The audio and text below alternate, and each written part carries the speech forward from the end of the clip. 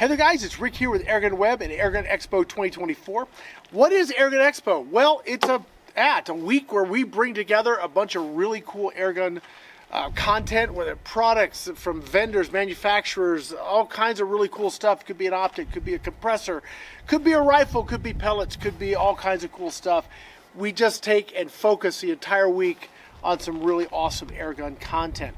Now, if you want to learn more about anything you see on the videos that you're going to be watching, just go check it out at theairgunexpo.com. You can go to the Airgun Expo 2024 page. If you click on a logo, you go right to that company and learn about the products that we're showing off. Most of what you see on the page we're going to have here, and we're going to be shooting it and demoing it, either pre-recorded, which is what you're fixing to get ready to watch, is one of those videos, or live. So check the schedule, clear your calendar, save the date, all that kind of cool stuff, and join us here for Airgun Expo 2024. Hope to see you there.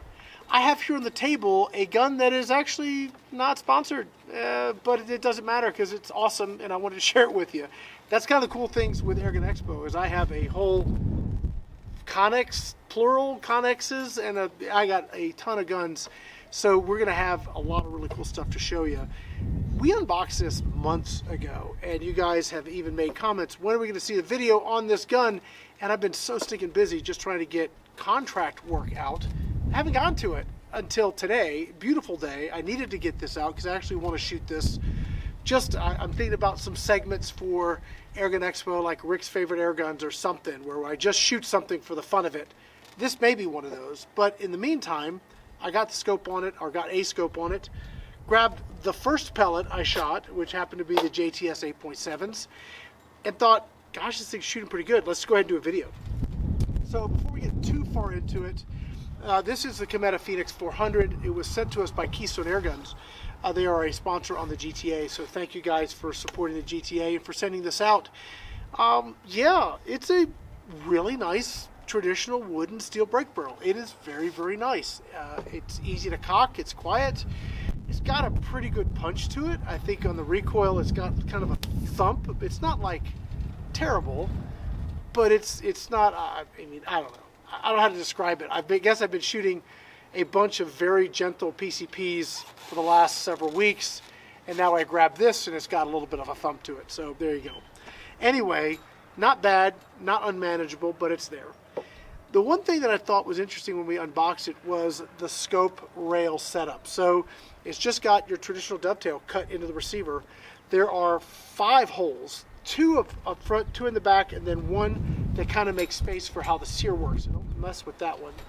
But the 2 in the rear, they're very small. So like traditionally you'll have a good stop pin hole, like a significant hole your stop pin goes down into.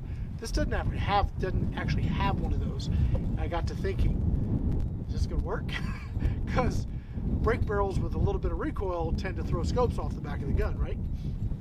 I looked at my Hawk scope mounts, and their stop pin actually is not just a straight pin, it actually has a point. So it was perfect for this. So if you're looking for mounts for this gun or one like it, and I may have pictures back from the first video, maybe Cheryl can pull those up and show you, but it's just a small hole and the pin fits perfectly in the hole. The mount locks into place. It works really, really well. I don't expect to have any problems with scope shift or sliding or any of that stuff. The other thing that I thought was very interesting, I am a guy who needs the scope back way far, and a lot of guns I can't get it back far enough. So when I went to set this up, I mounted it back at the most rear hole and put the scope on, and I'm like, wow, this is actually too far back. I had to take it all apart, put it back, and actually scoot the whole assembly forward. That's unusual for me to need to do that, but I don't know if it's the pull length, which is, I think, relatively short. So if you're looking at pull length, it's like from your elbow to here, I could probably go another 1.5 inches or so. So maybe it's a little short, I don't know. Something about the way the gun lays out, I didn't need the scope so far back actually to push it forward. It also made deal with the scope I'm using. This is the Axion 4-16 mil-dot scope.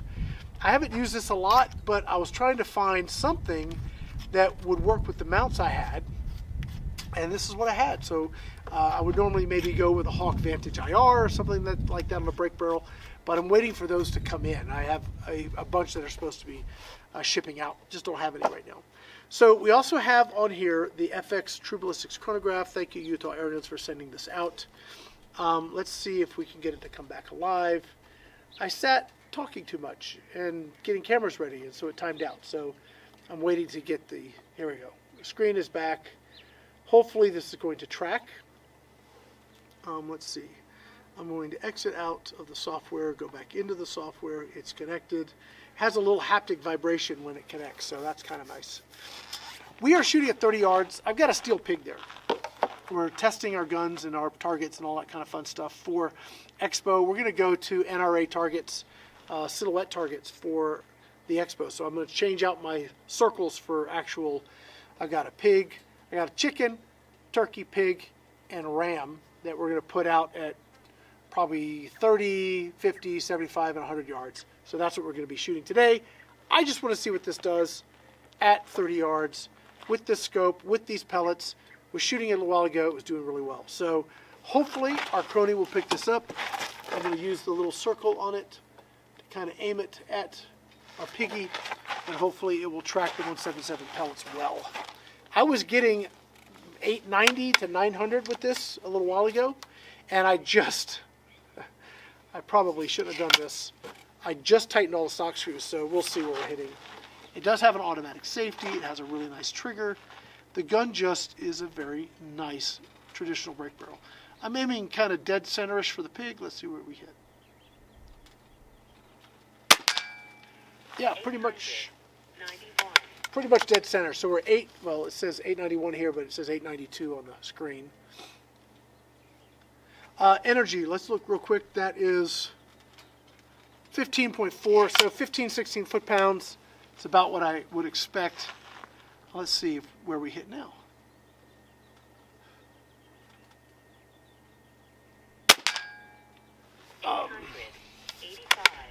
Same hold. Yeah. This is why I wanted to go ahead and film it. It was shooting really, really well. I've got some flip-up targets we're going to switch over to in a minute here. Let's just take a couple more shots at the pig. It's shooting a little bit to the left for me, but hey, good enough. 879. Yep, that's pretty good. Gosh, it's been a beautiful day. Warm, but been a beautiful day.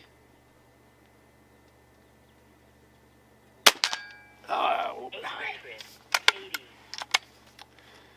Now I'm at 4 power here. I could crank the magnification stuff, but it's not. If I change that, I'm using kind of a mil dot on the edge of the pig to aim with, so it would change that spacing. I'm just going to stick with it. It's close enough.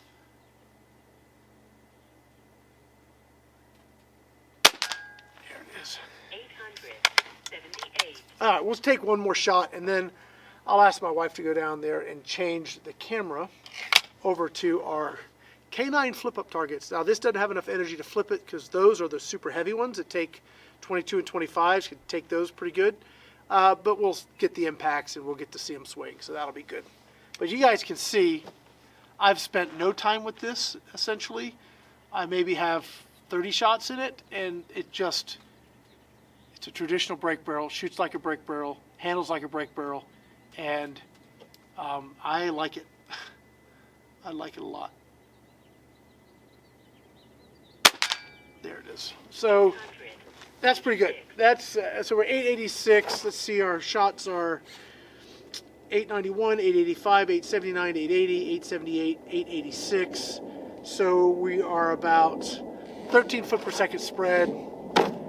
I'll take it. Energy is 15 and some change. Anywhere between 15.4 to 14.9. So let's just say 15 foot-pounds. So squirrel, rabbit, pesting, absolutely. Just a pretty gun, guys. It's just really pretty. It's not real heavy. It's very comfortable to shoulder. I'm using the stock screws as my index point when I'm going for my hold, so I use the same hold every time. It's something that would be quite repeatable in the field. So if I was using shooting sticks or I was leaning against a tree, I could use this hold wherever I was, and I would be able to get repeatable accuracy. I do believe I could probably go a little bit lower maybe with the mounts, although I've tried medium mounts with this scope and it just touches. So while that looks like a pretty big gap, and I would like to have a little smaller, I don't know that I'd have to find the perfect mounts. These work, they're functional. Let's move that camera to the swingers, and let's see if I can hit those as well as I'm hitting the pig. Be right back. Okay, we're gonna keep going, same pellets, same string. Let's see how we do.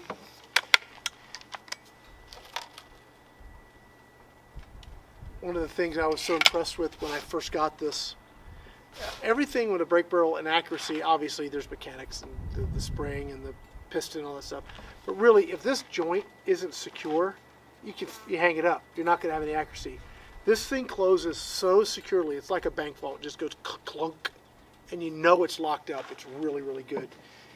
And we just lost our crony. Oh, here we're coming back. Yay! All right, power button. Hopefully we're connected. All right, here we go. We're going to take a shot, bottom left one. Let's see.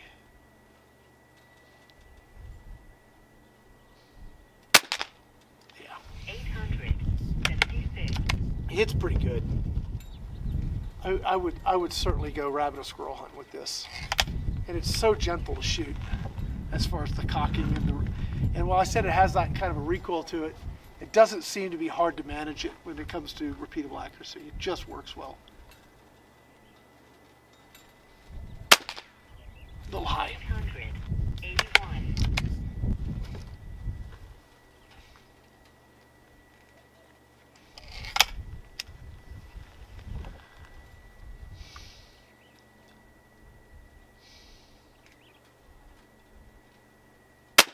There it is. 880.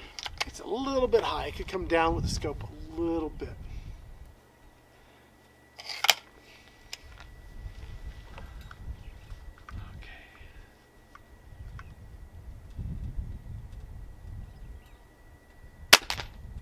That was better.